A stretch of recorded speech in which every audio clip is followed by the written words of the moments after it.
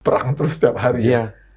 Itu dampaknya kurang lebih akan jangkanya panjang ini. Dan Tidak akan kompleks. bisa cuma selesai 1-2 bulan. Terjadi arus modal keluar dari Indonesia. Itu sudah benar-benar keluar dari Sudah Indonesia. keluar, ya. Outflow atau katakanlah uang keluar dari pasar modal itu yang terburuk dalam 20 tahun terakhir. Setiap $1 harga minyak naik, itu akan membawa defisit 6,8 triliun. Wow. Iya. Defisit kita berpotensi 4%. Iya. Pemerintah masih yakin bisa jaga di 3%. Wah, itu sulit sekali. Ya, ada pejabat kita yang menggunakan istilah sedia payung sebelum hujan. Ya kan? Tapi kayaknya ada juga yang, ya hujan dulu nggak apa-apa dah, dan payung kita sediain gitu. Jadi saya melihatnya ini agak ironis. Dan kita sampai saat ini kelihatannya masih bertahan bahwa fiskal kita cukup kuat untuk menerima beban ini. Sementara negara-negara lain, mereka ngelihatnya lain. Takutnya takut ke masyarakat atau takut ke presiden nih? Wah, kalau itu mungkin tanya sama rumput yang bergoyang. Saudara, kita jumpa lagi di Bicara Ekonomi Politik bersama saya, Gus Fiardi, Fine Institute. Dan kita bersama dengan Pak Halim Alamsyah, seorang ekonom senior. Kembali kita akan berbicara dalam episode kali ini perkembangan ekonomi nasional kita dan prospeknya kepada dunia bisnis dan juga perekonomian secara umum untuk kedepannya nanti seperti apa. Dan saat-saat ini kita masih dilingkupi oleh isu geopolitik yang cukup krusial, ya perang AS Israel dan Iran yang belum menunjukkan tanda-tanda akan berakhir. Namun kegelisahan sudah mulai muncul di beberapa kesempatan, terutama terkait dengan harga BBM, dan bahkan pemerintah sudah secara resmi mengumumkan ada pembatasan konsumsi BBM berlaku mulai 1 April 2026 ini. Dan kita akan mengulas ini sebagai bagian dari kelanjutan pembahasan kita sebelumnya bahwa persoalan Selat Hormuz tidak semata-mata ternyata berhenti di soal minyak. Dan silakan diikuti sampai selesai karena Pak Halim nanti seperti biasa akan berikan informasi berharga buat kita semua. Bukan untuk kemudian menjadi panik, tapi lebih tahu persoalannya di mana dan kita lebih tahu mesti bersikap seperti apa. Dan mungkin nanti juga akan ada beberapa informasi yang perlu kita ketahui bersama terkait perkembangan-perkembangan yang berhubungan langsung dengan dinamika perekonomian kita ke depan. Pak Halim, kita sudah mendengar beberapa respon dari pemerintah terkait respon terhadap kondisi di Selat Hormuz yang belum menunjukkan tanda-tanda membaik. Nah, kalau Pak Halim melihat sampai sejauh ini perkembangan geopolitik ini secara ekonomi itu sudah menunjukkan implikasi ke mana saja selain energi. Ya, saya kira kita harus melihat dulu ya. Memang akhir-akhir ini ada tanda-tanda bahwa antara Amerika plus Israel melawan Iran ingin melakukan negosiasi. Dua belah pihak sudah mulai berhubungan. Ada surat dari Presiden Iran ditujukan kepada masyarakat Amerika, bukan kepada Donald Trump. Di situ dia menyampaikan, tolong dilihat track record kami sebagai bangsa. Kami tidak pernah melakukan agresi. Dan itu benar. Dalam sejarah modern, maksudnya itu sejarah sejak tahun 1979. Jadi intinya dia ingin mengatakan yang menjadi agresor itu bukan kami. Jadi kalau yang menginginkan perang bukan kami gitu. Sementara di sisi Amerika, Donald Trump juga menyampaikan dalam 2-3 minggu kita akan cabut dari Iran. Ya, kita nggak tahu cabutnya itu dalam pengertian meninggalkan Iran begitu saja, ataukah dia mau menghantam dulu Iran sampai sedemikian rupa supaya berbagai potensi yang dimiliki oleh Iran untuk memproduksi senjata nuklir, bahkan termasuk ini yang kita agak khawatirkan, basis-basis industrinya, baik industri petrokimia dan juga migasnya, serta industri-industri yang lain yang mereka curigai bisa mendukung ketahanan militer dan ekonominya Iran. Nah, ini kalau yang terjadi yang terakhir ini, banyak yang menduga mungkin Amerika sekarang dengan mengirim bahkan bisa sampai 50.000 katanya pasukan darat, pasukan tentara Amerika di daerah Middle East, Timur Tengah, itu dia punya keinginan seperti itu. Jadi begitu dia mau keluar, dia hancurin dulu semuanya. Sehingga Iran tidak dalam posisi, paling tidak dalam 1 dekade ke depan menjadi ancaman. Tidak dalam bentuk ekonominya, tidak dalam bentuk ketahanan militernya. Jadi ini yang saya kira mungkin ya mudah-mudahan ya tidak terjadi. Tapi kalau terjadi dampaknya ini akan masif nih kalau menurut saya. Masif itu dalam pengertian tidak mungkin Iran diam saja, dihantam bertubi-tubi. Sekarang pun sudah setiap hari kan dihantam oleh Israel terutama.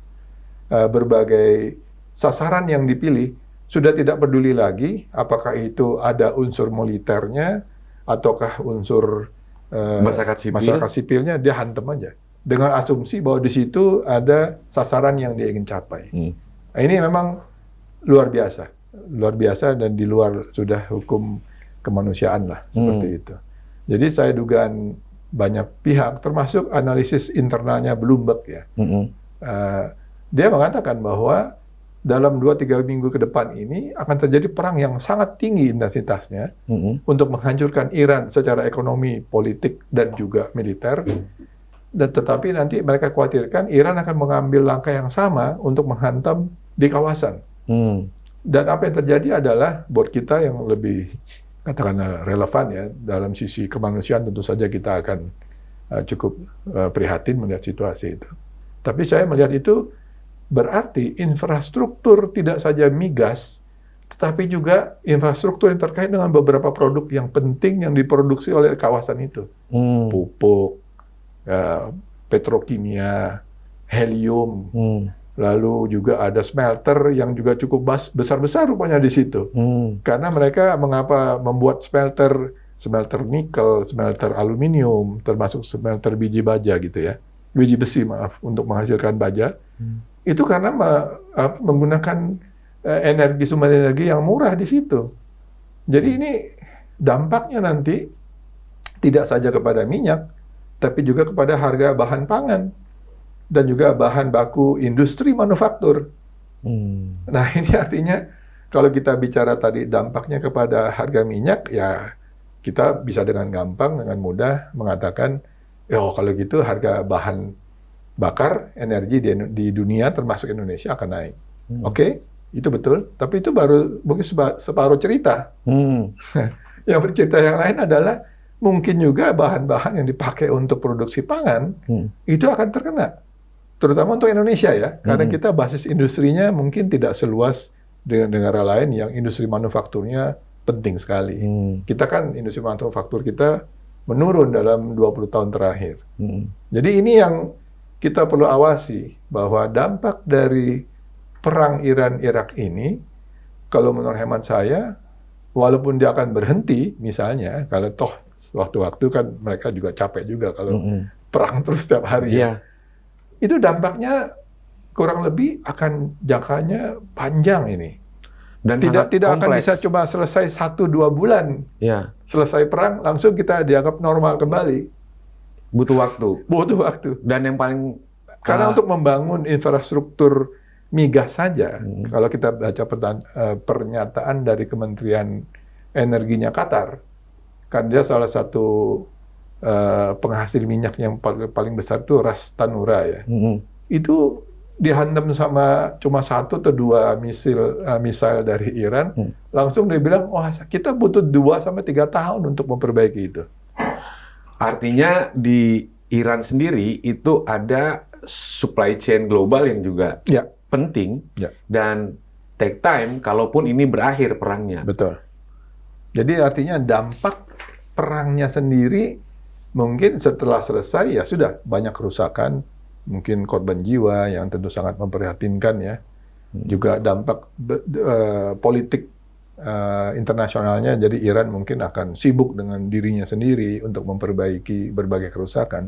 Tapi bagi kita dan masyarakat dunia, efeknya itu nanti kepada ekonomi kita, terutama dari sisi harga-harga dan ketersediaan suplai beberapa barang-barang yang kita perlu juga pakai, itu mungkin dampaknya tidak akan 1-2 bulan. Ini akan lama ini, akan lama. Saya ingat kita kemarin juga sempat membahas ya, apa sih yang lewat di Selat Hormuz? Betul. Nah, itu kan sering dibicarakan cuman hanya energi itu cuma 20%. Ya. Tadi Pak Halim sudah menyinggung. Mungkin apakah mirip dengan data yang kita punya ini, yang kita bahas kemarin? Karena di situ juga disinggung ada soal pertanian, ada soal chemical ya. Nah, jadi saya kira mungkin wajar ya kalau kemudian Iran tidak mau menanggung suffer ini sendirian. Pain-nya kemudian dipublikasikan sedemikian rupa, dan pilihan untuk menyampaikan ke warga Amerika Serikat artinya memang Iran tidak mau negosiasi sama pemerintahan Amerika Serikat. Dan ini sedang memancing call untuk solidaritas warga dunia sebenarnya. Persis.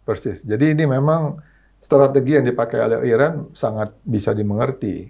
Nah, tetapi mungkin 2-3 minggu terakhir ini akan menjadi suatu ancaman keberadaan Iran sebagai bangsa dan negara. Kalau menurut beberapa analis ya, ini betul-betul murni existential threat yang dilakukan oleh baik Amerika dan Israel. Jadi saya nggak tahu apakah dalam situasi seperti itu Iran akan betul-betul akhirnya udah kalau gitu kita negosiasi, ataukah menyerah kalah. Kemungkinan besar kan dia nggak akan bisa menyerah kalah. Jangan lupa juga, menurut salah satu estimasi, kekuatan militer Iran kan dia punya 1 juta kurang lebih. Total tentara ditambah dengan milisi, ditambah dengan berbagai pasukan cadangan lah. 1 juta orang. Itu cukup besar ya, karena memang dia negaranya besar. Lalu persediaan persenjataannya sendiri, dugaan beberapa analis yang saya dengar dari beberapa media massa ya, itu barangkali masih ada 2/3 dari yang total 100 katakan ya, yang dia sudah pakai ini mungkin 1/3. Yang 2/3 masih ada. Dan itu tertanam di berbagai mungkin jalur-jalur yang tidak bisa dibom oleh Amerika dan Israel. Jadi ini memang mengapa Iran masih bersikeras dia tidak mau negosiasi itu, dia yakin masih bisa. Walaupun mungkin saja ya, benar ada beberapa analis juga, sekarang ini komandonya mungkin agak sulit, karena dia kan menggunakan sistem desentralisasi. Jadi, apa istilahnya, kekuatan pusat untuk mengatur yang ada di daerah-daerah itu mungkin tidak setajam, tidak secepat seperti ketika masih ada pimpinan tertingginya ya, yang kuat dan juga struktur kepemimpinannya yang masih bisa memberikan perintah secara langsung gitu. Ya. Nih tadi kita lihat grafiknya ini, infonya. Jadi bukan hanya minyak mentah, tapi ada LPG, LNG, produk minyak olahan, kimia termasuk pupuk. Nah, sementara info lain itu adalah bahwa ada smelter dan beberapa pabrik industri ya di sekitar Selat Hormuz itu. Betul. Nah, jadi kalau kemudian seperti ini, bagaimana kita melihat kompleksitas resiko ya, konflik di di Iran, konflik antara perang lah ya, invasi Amerika dan Israel ke Iran ini terhadap perekonomian global kita secara keseluruhan. Betul. Ini saya kira ya kita perlu update ya, karena memang pada waktu itu kan kita belum punya informasi yang lengkap. Sekarang sudah mulai kelihatan karena beberapa katakanlah industrialis di dunia menyatakan bahwa wah, kita akan kesulitan, akan ada kenaikan biaya ya produksi maksudnya, di mana ini akan juga membuat seluruh dunia akan merasakan tidak saja dampak kenaikan harga minyak itu, tapi juga dampak kenaikan harga-harga barang pangan dan juga beberapa jenis-jenis produk manufaktur. Ini artinya suatu hal yang saya yakin ya, ketika Amerika menyerang itu tidak mereka perhitungkan dengan matang. Nah, negara-negara lain sudah mengantisipasi, sudah mulai membuat proyeksi gitu ya, menghadapi situasi ini. Nah, sampai sekarang ini nampaknya pemerintah kita belum bisa ya menyampaikan secara clear dampak langsung terhadap Indonesia, kecuali kita hanya bicara soal BBM, Ya. soal pasokan energi kita, suplai energi, persediaan energi kita, BBM kita aman gitu ya. Betul. Tapi ini kan kompleks ya. Nah, jadi kalau menurut Pak Halim, dampak langsung terhadap ekonomi Indonesia dari situasi global, situasi geopolitik seperti ini, apa saja yang penting untuk diketahui oleh publik? Ya, kita pernah bahas ya dalam beberapa episode yang terakhir. Kita mengatakan kalau dampak langsung dalam konteks perdagangan, kita Timur Tengah bukan mitra dagang utama kita, karena kita mengekspor yang paling besar itu ke Saudi Arabia. Itu nilainya antara 3 sampai 5 miliar dolar, saya lihat 3 tahun terakhir. Dan itu artinya dibanding dengan total ekspor kita yang sudah hampir 300 miliar dolar, itu relatif kecil lah. Ya kan? 5% dari 300 kan berarti sekitar berapa tuh? Tidak lebih dari berapa? 5 dibagi 300, ini hitung-hitungannya kira-kira seperti itu.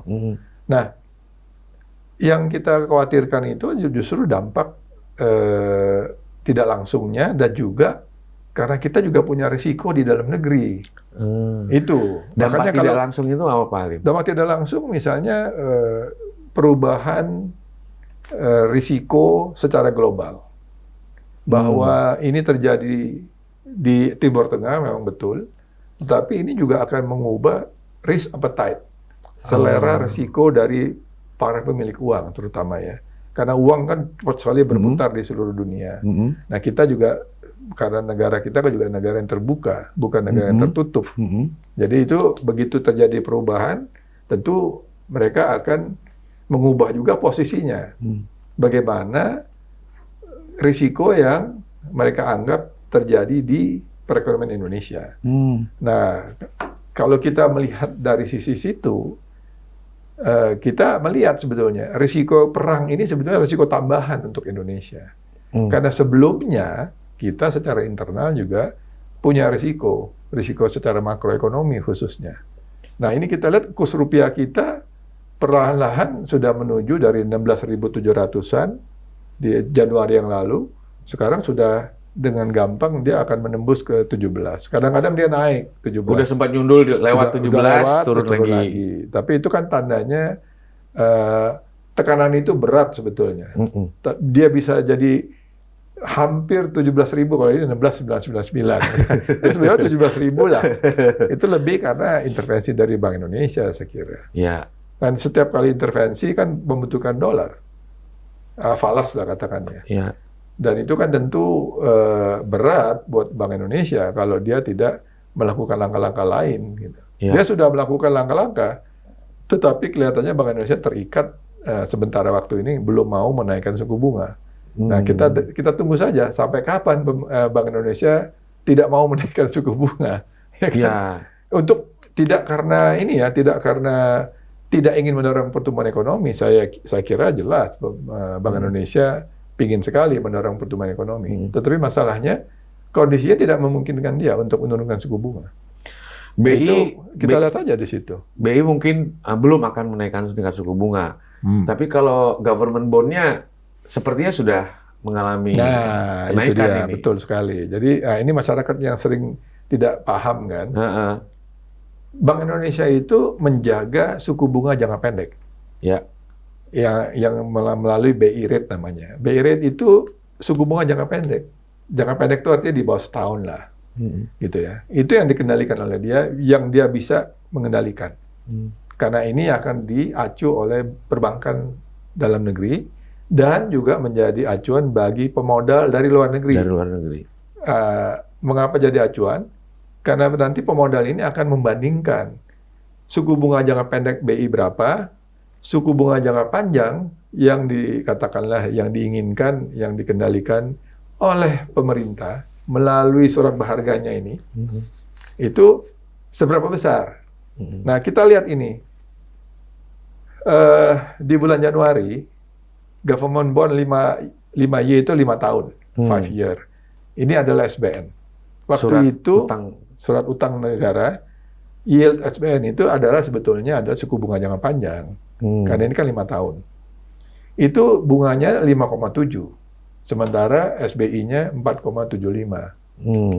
Sekarang Maret ini angkanya sudah 6,59%. Suku bunga jangka panjang sudah naik ini. Nah, sementara BI tetap 4,75. Ada spread ya. Spreadnya menyempit. Spreadnya menyempit. Nah, itu artinya bisa begini. Investor luar negeri melihat bisa dua artiannya. Pertama, inflasi di depan, di kemudian hari, kemungkinan akan lebih tinggi daripada yang dilihat oleh BI. Gitulah kira-kira seperti itu melihatnya secara bodoh-bodohnya ya. Sehingga mereka meminta, oke, kalau Anda mau jual surat berharga, surat utang Anda kepada saya sebagai orang luar negeri atau investor yang mau beli surat berharga ini, saya akan meminta suku bunganya lebih tinggi lagi dong. Saya nggak mau dibayar 5,7, nggak mau saya. Saya inginnya 6,59. Seperti itu. Nah, artinya ini kalau tidak diberikan, ya nggak ada yang mau beli nanti. Itu sebabnya mengapa harga suku bunganya akan naik. Suku bunga naik itu artinya bagi surat berharga milik pemerintah, itu harganya turun dibandingkan dengan harga di Januari yang lalu. Itu kira-kira cara lihatnya. Nilainya lebih murah gitu ya? Lebih murah, karena ada risiko di situ yang akan dikompensasikan dengan bunga yang lebih tinggi. Begitu. Nah, oleh karena itu, sampai kapan ini bisa bertahan, ini tentu akan menjadi permasalahan yang dihadapi oleh Bank Indonesia dan pemerintah kita. Kalau kita tadi ngobrol itu, Pak Halim, untuk suku bunga SBN ini, dalam 10 tahun terakhir itu pernah sampai di 7. Pernah di atas 7. Di atas 7%. Ya, tetapi itu lebih karena gejolak dari luar, bukan dari dalam. Nah, sekarang ini yang tadi saya sampaikan sejak awal, sebetulnya kejadian naiknya yield atau naiknya suku bunga SBN ini ya, itu tidak terjadi hanya gara-gara perang Iran dengan Amerika plus Israel. Ini hanya tambahan risiko. Sebetulnya risiko itu sudah ada sebelumnya. Bahasa Pak Halim terlalu sopan deh. Tambahan risiko. Iya. Ya, karena PR yang dulu belum selesai. Belum selesai. Ya. Jadi itu kita masih punya problem yang klasik lah. Ada tekanan fiskal kita itu ada soal ketergantungan impor untuk belanja APBN kita, ada transmisi subsidi yang nggak dikelola dengan baik.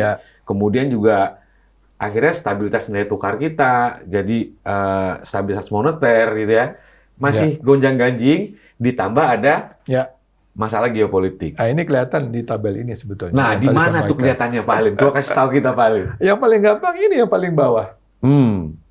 Terjadi arus modal keluar dari Indonesia. Itu sudah benar-benar keluar dari Indonesia? Sudah keluar, ya. Bukan hanya keluar dari pasar modal atau pasar surat berharga, enggak ya? Kelihatannya ini keluar. Sudah keluar? Karena apa?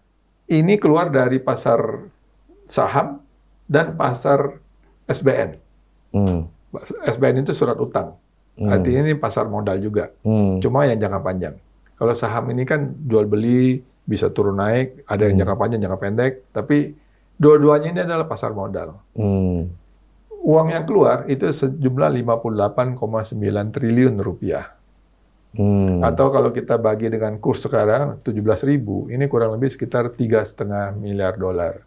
Ini adalah outflow atau katakanlah uang keluar dari pasar modal itu yang terburuk dalam 20 tahun terakhir. Sinyalnya sudah cukup serius buat pemerintah. Ini jelas sekali, makanya saya bilang. Artinya kalau ini pun saya kira istilahnya itu tertahan sedikit barangkali karena government bond-nya sudah naik suku bunganya kan. Kalau itu misalnya ditahan terus supaya tidak naik, ini akan makin besar keluarnya.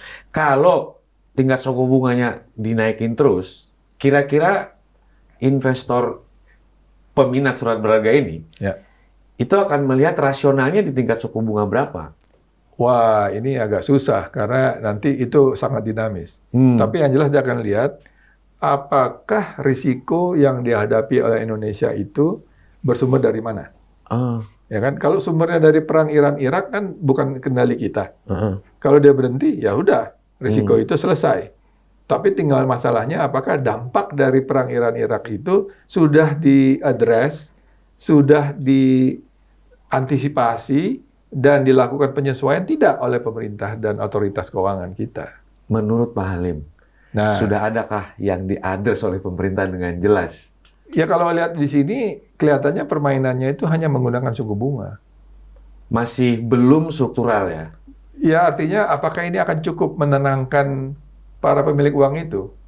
Tentunya enggak ya. Ya ini buktinya dia makin berat. Gitu, makin berat. Bulan Maret ini makin tambah besar keluarnya. Januari sebelum perang sudah ada keluar tapi dikit-dikit. Agak besar sih. 10 triliun. 10 triliun. Oke lah. Turun di Februari. Makanya waktu itu saya sebutkan ini sebetulnya pasar sudah mulai yakin bahwa pemerintah kayaknya bersikeras akan menjaga fiskal defisitnya di bawah 3%. 3%. Dan disetujui di DPR 2,68%. Ingat kan kita? Nah itu membuat pasar agak lebih tenang. Tapi begitu terjadi perang Iran dan Amerika plus Israel, kok jawaban dari beberapa petinggi menteri-menterinya tidak menunjukkan adanya langkah-langkah yang strategik dan bisa mengendalikan risiko dengan baik. Ditambah lagi jangan lupa, ketika itu ada kasus MSCI Morgan Stanley Index itu yang membuat pasar tidak yakin dengan kondisi pasar modalnya itu sendiri. Nah ini juga jadi bercampurlah di sini risiko-risiko yang bersumber dari dalam negeri lebih dominan sebetulnya dibandingkan dengan masalah yang ada yang datang dari luar negeri ini. Tapi kalau kita lihat ini jelas ini bahwa pasar modalnya sampai minus 15%. Itu tuh bagi ini tentu saja bukan pemain pasar modal kan biasanya yang punya uang ya. Itu selama 3 bulan ini kekayaannya turun 15% itu. Waduh. Iyalah. Itu artinya ini kan begitu. Kalau kita beli harganya 100 pada bulan Januari, tinggal 85. Tinggal 85 sekarang. Ya. Jadi ini implikasi yang ternyata cukup melebar. Ya. Membutuhkan respon pemerintah yang kredibel. Betul. Dianggap kompeten gitu ya. Tapi itu belum kunjung nampak. Dan pemerintah sudah dapat warning nih. Udah keluar secara kumulatif 58 triliun. Dan ini terbesar dalam 20 tahun terakhir. Betul. Dan IHSG-nya sudah, kita lihat lah ya, artinya pasar modal turun 15% lebih. Diikuti dengan keluarnya uang dari Indonesia sekitar $3,5 miliar atau hampir 60 triliun. Dan itu terbesar dalam 20 tahun terakhir. Lalu kemudian BI-nya masih menahan-nahan untuk mendorong pertumbuhan ekonomi dengan tidak menaikkan suku bunga, tapi dia pakai jalur yang lain. Lalu kita lihat pemerintah harus bayar mahal. Setiap kali kalau dia mau menarik utang dari dalam negeri, ya ditambah kurs rupiahnya sudah nyundul 17.000. Jadi ini intinya begini. Saya kira kalau kita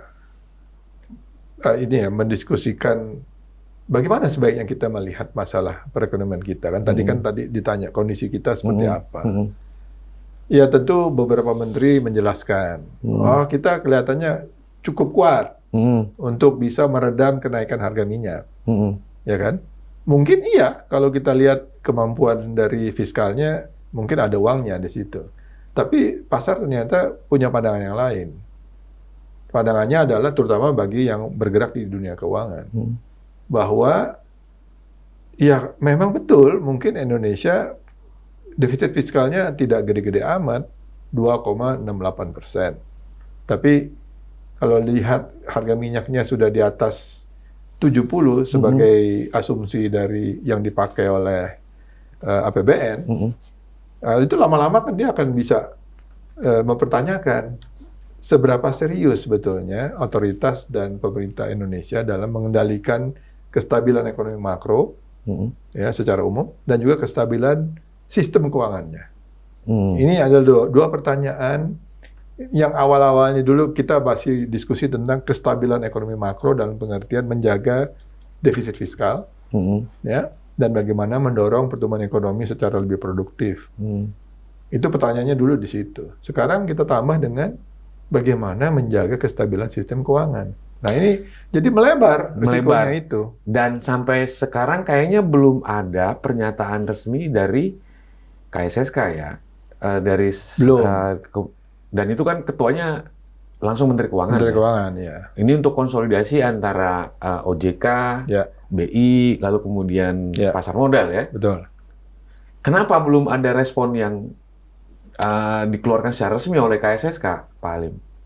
Kelihatannya kalau saya melihat ya, ini ada perbedaan cara melakukan langkah-langkah stabilisasi.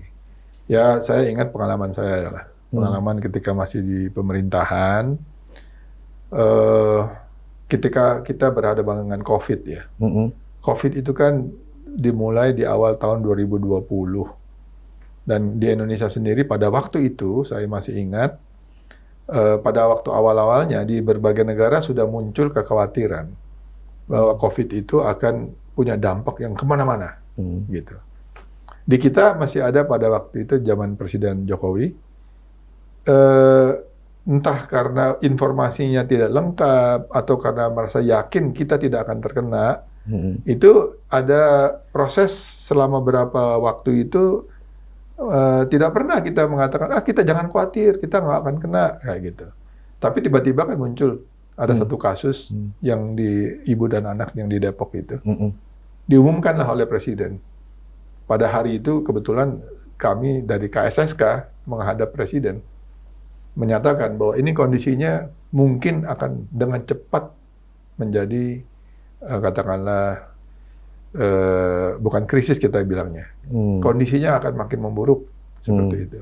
Untungnya Presiden pada waktu itu menyadari itu dan kemudian meminta, oke, kalau gitu segera lakukan berbagai langkah pencegahannya seperti apa.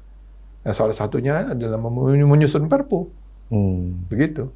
Dan Perpu itulah menjadi dasar mengambil tindakan cepat, terutama sektor keuangan juga. Dan juga akhirnya juga di sektor ekonomi ya. Dan itu menjadi penting karena sektor keuangan kita suffer-nya sangat berat ya. Indeks IHSG turun terus, nilai rupiah melemah sementara udah ngelihat tanda-tanda tadi ya suku bunga SBN pemerintah juga mengalami kenaikan. Betul. Artinya perlu ada pesan ofisial ya, pesan resmi yang disampaikan ke pasar atau ke publik tentang apa langkah-langkah KSSK dalam hal ini? Iya, nah ini kalau kita bicara ya, saya pikir ini kita perlu agak objektif melihat masalah. Masalah kita, kalau kita menggunakan indikator-indikator yang lewat, memang betul sampai bulan Februari sebelum perang, baik-baik aja. Kondisinya ada kecenderungan itu membaik, terutama dari sisi kredit perbankan. Kredit perbankan itu sudah mulai tumbuh di atas 10%. Sedikit, masih belum, tapi katakan 10% sudah nyundul, kira-kira seperti itu.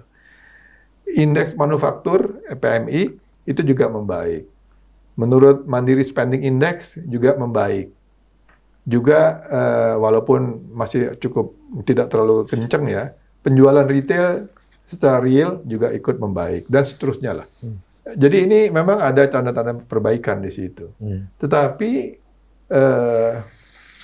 ketika masuk bulan Maret, ketika terjadi goncangan di pasar modal akibat downgrading MSCI, dan kemudian diikuti oleh ya katakanlah beberapa proses yang kurang begitu inilah dianggap oleh pasar kok lama sekali ngambil tindakannya gitu ya. Akhirnya terjadi pergantian official OJK, segala macam gitu ya. Dan kemudian tiba-tiba muncul peran Iran dan Amerika Israel ini. Itu pasar teringat kembali. Risiko, katakanlah risiko risiko fiskal yang dianggap masih tetap tinggi itu belum bisa terselesaikan. Gitu. Nah, dalam kondisi seperti itu, tiba-tiba, ya bukan tiba-tiba, masyarakat terutama dan pelaku usaha tentu akan melihat dong, pemerintah melakukan apa nih dalam situasi seperti ini. Nah, mungkin kita bisa memberikan kritik ya, bahwa pemerintah, mungkin para menteri mungkin cukup yakin dengan kondisi Indonesia sampai kepada dengan Februari lah, ya kan? Karena mereka melihat indikator-indikator yang mungkin membaik. Namun kalau kita lihat ke depan, kan ada risiko ya tadi kita diskusikan. Yeah. Nah, sementara reaksi dari pemerintah dan juga otoritas bidang keuangan tadi Mas Ardi mengatakan, kelihatannya mungkin saya nggak tahu apakah ini akan bisa mampu menenangkan masyarakat atau tidak dan menurunkan resiko yang dihadapi oleh Indonesia. Nah, itu kalau kita lihat pengumuman dari pemerintah tanggal 31 Maret yang lalu, yang intinya saya lihat itu cuma 2. Melakukan efisiensi anggaran negara, melakukan refocusing anggaran, katanya akan menjadi akan berkisar 121 sampai 130 triliun realokasi ataukah penajaman prioritas di beberapa program strategis. Sementara kita tidak dengar apakah program MBG yang makan dana cukup paling besar lah ya, di dalam konteks satu program di APBN kita nggak berani atau tidak diutak-utik gitu. Ya, nah, ini kan tentu akan menimbulkan pertanyaan oleh masyarakat. Apakah memang fiskal kita memang cukup aman atau tidak, gitu ya, di tengah-tengah tekanan tadi. Dan yang kedua, yang saya lihat yang menonjol adalah melakukan perubahan proses kerja, cara kerja. Ya, jadi 1 bulan, bukan 1 bulan, setiap minggu ya, hari Jumat boleh WFH atau WFA.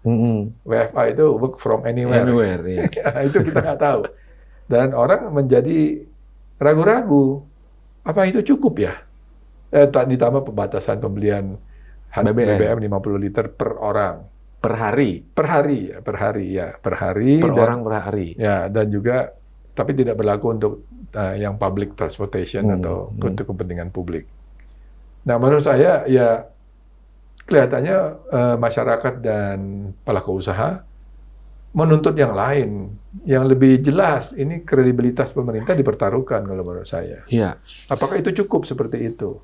Karena dampaknya berbagai risiko tadi, terutama akhirnya risiko dari perang ini yang tidak langsungnya yang akan menjadi lebih dominan buat Indonesia. Bercampur dengan risiko yang sebelumnya sudah ada, yaitu risiko makroekonominya, ditambah dengan risiko kenaikan harga, inflasi, goncangan di nilai tukar, dan juga lebih mahalnya nanti pembiayaan defisit fiskal akibat suku bunga SBN-nya naik tinggi. Nah, ini kan hal-hal yang menurut saya ya tahun ini akan cukup berat buat Indonesia. Dan kalau tidak disikapi dengan langkah-langkah yang lebih apa istilahnya, lebih struktural ya, saya agak khawatir justru kredibilitas pemerintah dan juga otoritas keuangan akan menjadi makin lebih lemah. Ya, itu kalau sudah begitu nanti biaya penyesuaian yang dilakukan, yang diperlukan itu akan makin mahal. Ini saya setuju tadi sama Pak Halim sampaikan bahwa kita pengen penjelasan yang lebih jelas. Ya. Terutama ini soal BBM ya. Ya. Kan nggak cukup ya cuman mengatakan ini orang dibatasi 50 liter per hari. 50 liter per hari, lalu kan orang bisa aja bolak-balik gitu ya untuk beli itu. Yang dibutuhkan sekarang itu kan adalah bagaimana skenarionya kita butuh 1,6 sampai 1,7 ribu barel. Juta barel per day. Sementara kita cuma punya 600.000 barel per day. Produksi dalam negeri. Produksi dalam negeri. Kita harus impor kekurangannya. 1 juta lah ya. Ya, sekitar 1 jutaan. Kan perlu dong penjelasan. Ya. Ini apa settlement-nya? Strateginya apa? Ya. Nah, menurut Pak Halim sampai sejauh ini, ya apa yang harusnya disampaikan oleh pemerintah sebagai respon kebijakan supaya pesannya jadi lebih kredibel ya? Ya, saya kira intinya masyarakat menunggu langkah-langkah yang lebih katakanlah masuk akal lah ya. Yang lebih bisa dipercaya bahwa langkah-langkah itu memang diperlukan untuk Indonesia. Kita bukan negara yang kaya dalam pengertian sekarang. Ya kalau dihitung dengan berbagai kekayaan alam, kita mungkin salah satu negara yang paling kaya di dunia barangkali ya. Tetapi itu kan di atas kertas. Ya. Nah kita ini melihat tabungan masyarakat kita tidak sebanyak seperti di Malaysia dan Singapura misalnya. Dua negara tetangga kita yang sudah mengambil langkah-langkah lebih struktural dari kita. Nah, pertanyaannya tentu saja orang berpikir, oh orang Indonesia apa lebih kaya dari mereka ya? Barangkali ya sebagian. Tapi kan sebagai rakyat kita kan masih banyak yang tidak punya pekerjaan tetap. Masih bergantung kepada pekerjaan informal. Masih memerlukan bantuan sosial. Oleh karena itu kita bisa memahami kalau pemerintah mengatakan, oke, kita akan coba menjaga daya beli masyarakat. Program Perlinsos, perlindungan sosial, kita akan teruskan. BBM, ya ini dia, pilihannya kan pilihan politik ekonominya ya, seperti apa. Harganya tidak mau dinaikkan, ataukah kita harus naikkan harga BBM? Tapi tentu harus dijelaskan dengan baik lah. Coba ini ada kesan kan pemerintah, dalam hal ini menteri-menteri mengatakan, oh ya nanti kita akan tunda. Tadinya kan sebelum kita jamin harga BBM tidak akan naik sampai dengan Lebaran. Lebaran udah lewat nih. Udah lewat. Apakah akan segera dinaikkan? Nah, tiba-tiba muncul lagi, oh mungkin nanti Juni. Nah, saya nggak tahu apakah akan sampai seperti itu. Tapi intinya saya kira begini, masyarakat membutuhkan kepastian juga, dan juga dunia usaha. Karena mereka sudah berhitung.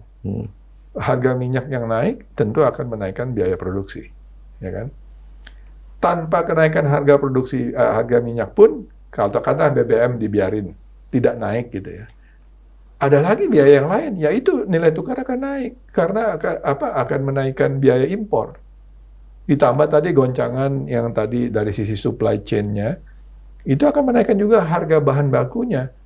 Ditambah dengan depresiasi rupiah, ditambah suku bunga yang mungkin nanti akan lebih tinggi yang dia harus bayar. Ini semuanya memberatkan pengusaha lah dalam hal ini ya. Dan tentu saja akan mengurangi pertumbuhan ekonomi. Ya. Ini kita tidak melihat kaitannya ini gitu loh. Iya, jadi parsial-parsial aja gitu. Parsial. Ya, sama halnya juga di energi itu, ternyata kan isu LPG itu nggak terlalu diadres dengan baik. Padahal itu impornya cukup besar. Ya. LPG, LNG itu angkanya di 70-80%-an. Ya. Nah ini langsung ke konsumsi ke masyarakat loh. Betul. Rumah nggak bisa masak loh.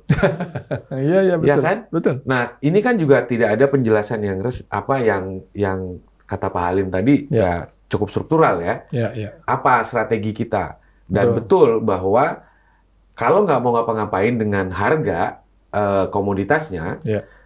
Tapi tidak ada kejelasan itu membuat nilai tukarnya terus melemah. Akhirnya mahal juga. Betul. Jatuhnya. Akhirnya APBN kita juga defisitnya akan membesar. Nah, menurut Pak Halim, skenario terburuk defisit kita itu bisa sampai di berapa persen? Iya, kalau kita lihat sekarang kan dengan asumsi 2,68% defisit ya, itu basisnya adalah suku bunga, terutama adalah penerimaan dari negara kita bisa tumbuh 25%, ya kan? Kemudian asumsi berikutnya penerimaan migas dari migas itu basisnya adalah harga minyak $70. Dan berarti itu juga subsidinya juga berdasarkan pada angka itu. Nah, orang mulai berhitung. Memang pajak dalam 2 bulan terakhir, Januari, Februari, itu naiknya 30%. Tapi jangan lupa itu lebih karena basis datanya di bulan-bulan Januari Februari tahun lalu itu karena memang rendah ininya tuh base year-nya rendah sehingga naiknya 30%. Ditambah nanti dengan adanya restitusi yang juga selalu terjadi di bulan Januari Februari. Jadi kalau itu dikurangkan menurut informasi yang saya terima, sebetulnya penerimaan itu hanya naik 7%. Nah, jadi artinya ini cukup berat kalau ingin mengejar defisit menjadi 2,68% dengan harga minyak yang sudah di atas 70. Nah, katakanlah kita menggunakan asumsi yang dipakai atau perhitungan yang diumumkan oleh Menteri Keuangan Purbaya. Setiap $1 harga minyak naik, itu akan membawa defisit 6,8 triliun. Ya kan? Katakanlah kita ambil angka yang paling bawah, 6 triliun. 6 triliun sekarang harga minyak rata-rata tadi sudah mendekati 100. Ya, dari 70 menuju 100 itu ada $30. Kali 6. 3 kali 6. Iya. 240 triliun. Defisit tambahan. Defisit tambahan. Ditambah dengan 670. 690, 689 kan defisitnya. 230 tambah 690, jadi 900. Hampir 1000-an triliun defisitnya. Ya, 910 lah kurang lebih seperti itu. Katakanlah ambil 1000 untuk jaga-jaga kalau misalnya terjadi kenaikan harga minyak lagi gitu kan ya. 1000 itu kalau dibagi dengan PDB nominalnya sekitar 24-25 ribu triliun, itu sudah di atas 4%. Wow. Iya. Defisit kita berpotensi 4%. Iya. Pemerintah masih yakin bisa jaga di 3%. Wah, itu sulit sekali. Pemirsa, kalau mau tahu lebih lanjut, jangan kemana-mana, subscribe dulu supaya bisa dapat update tentang perkembangan terbaru sebelum kita lanjut lagi dengan pembicaraan berikutnya. Dan kalau punya pendapat atau opini, silakan tulis di kolom komentar. Mau tanya juga boleh, nanti kita akan respon dalam episode yang akan datang. Baik, Pak Halim. Jadi, sementara ini, menurut saya, memang kita agak kesulitan untuk mendorong ya. Pemerintah menyampaikan pesan struktural ya. Pesan kelembagaan untuk menenangkan masyarakatnya sendiri dan juga masyarakat internasional, terutama dunia usaha. Nah, kita sekarang sudah masuk ke kompleksitas tadi. Ada pasar modal yang melorot, nilai tukar melemah, pasokan suplai energi kita terganggu, dan ancaman terhadap pasokan kebutuhan strategis pangan dan lain-lain juga akan menghadapi gangguan. Ditambah dengan problem internal. Jadi, dan mungkin tahun depan atau tahun ini mulai separuh kedua akan terjadi kemarau panjang. Nah, itu persoalan alam lagi. Jadi kita bagaimana menata ini menurut Pak Halim ini? Supaya pemerintah nggak ngerasa kewalahan lah. Kita perlu bantu kayaknya ya, menata ini. Supaya langkah-langkahnya itu bukan parsial, tetapi simultan. Betul. Simultan, sistemik, jadi satu persatu selesai. Menurut Pak Halim bagaimana? Iya, ini kelihatannya di dalam kabinet ya, kalau kita lihat sebagai pengamat, itu memiliki filosofi yang berbeda-beda kelihatannya. Ya, ada pejabat kita yang menggunakan istilah sedia payung sebelum hujan, ya kan? Tapi kayaknya ada juga yang ya hujan dulu nggak apa-apa dan payung kita sediain gitu. Jadi saya melihatnya ini agak ironis. Masyarakat kita dari dulu diajari kan, ketika kita masih kecil dulu belajar peribahasa kan, sedia payung sebelum hujan. Gitu kan. Nah, jangan hujan-hujanan dulu baru nyari payung. Nah, itu dia. Jadi saya kira ada baiknya pemerintah dalam hal ini itu, saya yakin mereka sudah melakukan itu. Cuma mungkin takut kali memberitahukan itu kepada masyarakat. Sementara masyarakat kita kan walaupun mungkin ya... Takutnya takut ke masyarakat atau takut ke presiden nih? Wah, kalau itu mungkin tanya sama rumput yang bergoyang. Tapi intinya begini. Iya.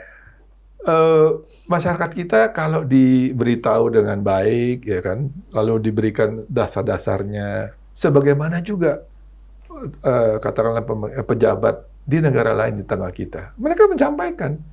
Dan masyarakat bisa memahami bahwa ke depan itu ini kondisi mungkin tidak baik-baik saja. Tapi kita sudah siap. Kita melakukan langkah yang menurut mereka ini rasional. Dan kita pun bisa melakukan hal itu. Mengapa? Karena kita pernah melakukan itu ketika COVID. Dan memang publik akan jauh lebih menerima. Publik tidak selalu ingin yang baik. Betul. Tapi publik perlu tahu kita sedang menghadapi apa dan ada rencana apa untuk menghadapi itu. Persis. Nah, ini yang menunjukkan artinya kan dulu kita ingat nggak kita disuruh Siskamling. Ya. Dulu ya, sekarang Ya. kan kita nggak ada lagi kan. Dulu kita ngomel-ngomel, waduh ini kewajiban ini. Tetapi kita sadari dengan adanya Siskamling kita bisa tidur lebih nyenyak. Ya. Maksud saya seperti itulah.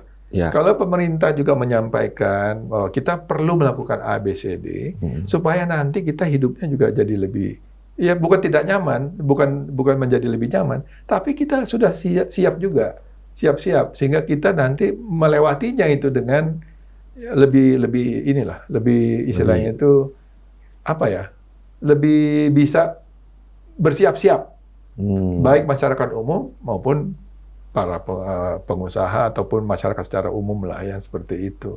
Jadi ini yang saya lihat dari sisi pemerintahan, mereka punya kewajiban tentu saja untuk tetap menyuarakan yang sifatnya itu menenangkan. Tapi ya kalau terlalu juga seperti sekarang kan saya rasa semua orang di berbagai warung kopi di media massa lah sekarang. Kalau dulu istilahnya warung kopi kan. Kalau sekarang mungkin di berbagai grup medsos kan berbicara tentang perang Iran dan Israel dan Amerika. Mereka sudah tahu dong, ini pasti akan ada dampaknya kepada kita. Ditambah lagi kita juga punya masalah internal tadi. Jadi ini perlu dibungkus dengan komunikasi yang baik. Tidak harus menutup-nutupi yang katakanlah memang kurang baik, seperti itu. Nah ini dari sisi ini ya, makroekonominya. Namun yang saya juga khawatir, tadi kita diskusikan, kita juga sudah melihat ada resiko di stabilitas sistem keuangan. Dan ini juga saya lihat, kok otoritas di bidang keuangan tidak memberikan guidance atau penjelasan dan langkah-langkah yang bisa menjadi juga arahan, menjadi pegangan kepada pemain di pasar keuangan. Jangan lupa, ini berbeda dengan yang tadi saya sampaikan. Kalau di publik umum mungkin beda kepentingannya. Tapi kalau yang sektor keuangan ini rata-rata manusia-manusianya ya, mohon maaf, orang-orangnya itu adalah orang-orang yang terdidik. Nah ini dia sampai saat ini merasa, kok kita nggak punya informasi apapun ya dari otoritas yang bisa kita jadi pegangan. Yang saya maksud adalah kita punya yang namanya Komite Stabilitas Sistem Keuangan, KSSK. Ketika zaman COVID tadi saya sampaikan, itu sudah langsung berembuk. Ini apa yang harus kita lakukan? Risiko apa yang akan muncul? Lalu kemudian sudah dipetakan. Risiko-risiko ini A, B, C, D, lalu apa langkah-langkahnya? Sehingga sejak awal, KSSK itu sudah memberikan guidance. Terutama kepada sektor yang paling besar di sektor keuangan kita, yaitu sektor perbankan. Jangan sampai kondisinya ketika sedang hujan lebat, ketika kondisinya makin memburuk dari sisi keuangan, muncullah berbagai, atau katakanlah ada kejadian-kejadian yang akan menimbulkan katakan apa istilahnya itu? Kepanikan. Jangan sampai. Jangan sampai. Kita berharap tentu saja, dan saya yakin KSSK kita memiliki framework kerangka kerja yang sudah teruji sebetulnya. Tidak perlu lagi bikin yang baru-baru. Ya. Ini sudah teruji kok. Pernah kita uji beberapa kali, tahun 2007-2008, kita uji lagi selama COVID, dan kita bisa melewati dengan baik. Jadi ini saya kira sama juga. Mestinya kalau itu, dan saya yakin teman-teman di KSSK pasti bisa. Ya. Saya kurang tahu kenapa kok sampai saat ini belum ada arahan apapun. Bukan mungkin saya terlalu mendramatisir ya, tetapi perlu ada apa pandangan dari KSSK dan apa langkah-langkah yang akan mereka lakukan. Sehingga kita punya sinyal lah gitu ya, punya rambu-rambu. Ya. Kalau kita belajar dari negara lain di ASEAN itu mereka sudah melakukan beberapa hal ya. Kita coba minta pandangan Pak Halim juga untuk mencari tahu nih. Kita dari tadi sudah mencoba menginventarisir masukan untuk otoritas kebijakan. Nah, ini bagaimana kita melihat resiliensi Indonesia di ASEAN nih? Kalau kita komparasikan, ada soal parameternya, ada ketergantungan ya, titik lemah dan cadangan BBM. Tapi ada hal lain. Silakan Pak Halim, bagaimana kita melihat situasi ini? Iya, memang kalau kita langsung saja masuk ke titik lemahnya ya, karena ini kan yang akan menjadi risiko utama ya. Iya. Saya kira memang kita termasuk yang negara yang dengan menggunakan sistem subsidi yang masif, istilahnya seperti itu. Dan kita sampai saat ini kelihatannya masih bertahan bahwa fiskal kita cukup kuat untuk menerima beban ini. Sementara negara-negara lain, mereka ngelihatnya lain. Mereka ngelihatnya itu, apa istilahnya, mereka segera mau langkah-langkah yang preventif tadi. Karena mereka yakin ini adalah, katakanlah, persoalannya itu bukan persoalan jangka pendek. Kelihatannya ini ya, saya membaca ini aja, kita bisa lihat, tadi seperti saya sampaikan, ada perbedaan persepsi kelihatannya ya. Mungkin saya salah. Persepsi bahwa dampak peran Iran dan Irak ini sementara. Sementara negara yang lain melihatnya, oh ini mungkin jangka panjang. Sehingga mereka melakukan langkah-langkah yang struktural. Seperti Filipina sudah mengatakan emergency di bidang energi. Kan beda. Di Thailand sama juga. Ya. Mereka juga bikin langkah-langkah agar segera melakukan langkah-langkah penyesuaian. Di Malaysia kita tahu sendiri, Perdana Menterinya sangat aktif ke sana ke sini untuk melakukan lobby agar sumber bahan bakunya itu bisa mereka kuasai juga. Ini yang saya lihat seperti itu. Sementara di kita kelihatannya kita masih melihat perang ini sepertinya itu sementara saja. Padahal tadi kita sudah diskusikan ya, analisis, ya perangnya sendiri mungkin tidak akan lama. Tapi setelahnya itu dampaknya akan besar. Kalau kita lihat nih Pak Halim ya, ketergantungan dengan Teluk Hormuz ya, Selat itu kan Indonesia sedang di 20%-an. Sementara Malaysia itu rendah ya. Tetapi ingat, cadangan BBM kita 23 hari, Malaysia 30 hari. Artinya lebih kuat ya. Nah, beban mereka, kita subsidi masif, mereka kebocoran subsidi. Tapi dari segi responsif, apa yang kita perlu lihat hal baik dari pemerintahan Malaysia? Ya, kita jangan hanya bilang Malaysia yang hanya Malaysia, tapi kita melihat secara keseluruhan ya. Filipina, Vietnam, Thailand, Malaysia. Itu tadi saya sampaikan. Mereka melihat masalah perang Iran, Israel, Amerika itu sesuatu yang punya dampak agak permanen. Itu yang menyebabkan mereka sudah langsung mengambil langkah-langkah yang di awal, lebih preventif gitu, sedia payung sebelum hujan. Nah, sementara di kita nggak melihat itu. Jadi kalau ditanya apakah kita resilient atau tidak, kembali lagi resiliensi itu tergantung tidak hanya masalah apa istilahnya itu kejadian saat ini, tapi juga dampaknya, lalu kebijakan yang diambilnya seperti apa. Itu akan menentukan seberapa kuat ekonomi kita. Gitu. Kalau begitu, sebenarnya seberapa kuat kita bisa bertahan? Ya itu kembali lagi, akhirnya kita akan mengatakan seberapa cepat kita mengambil langkah kebijakan yang tepat. Oke.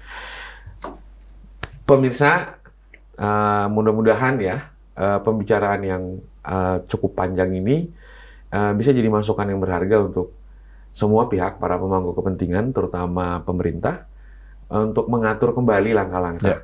Dan ingatlah satu hal penting, sila keempat. Jadi kita itu bangsa yang suka bermusyawarah. Jadi pemerintah juga tidak harus menyelesaikan masalah ini sendiri, tetapi juga bisa melibatkan para pemangku kepentingan. Dan tentu kita masih punya sikap optimis. Kita terus berharap bahwa apa yang kita lakukan ini mendorong perbaikan buat pemerintah.